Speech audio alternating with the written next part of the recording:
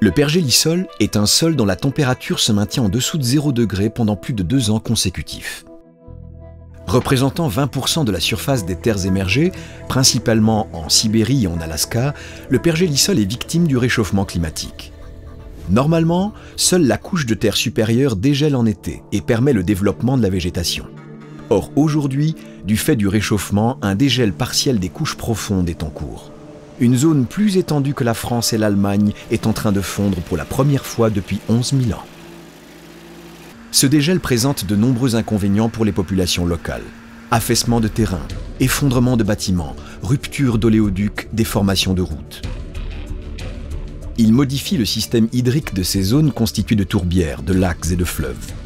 Enfin, il entraîne la libération de méthane, gaz à effet de serre très actif et amplificateur du réchauffement climatique. Aujourd'hui, cette contribution à l'effet de serre est mineure car le pergélisol ne dégèle qu'en surface. Mais qu'adviendra-t-il avec un dégel en profondeur?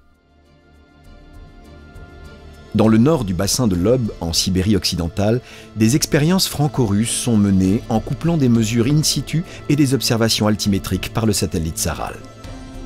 Grâce à son orbite polaire et à la nouvelle fréquence de son altimètre en bande K, Saral peut différencier sur l'ensemble du territoire les zones sèches et humides qui composent cette mosaïque complexe.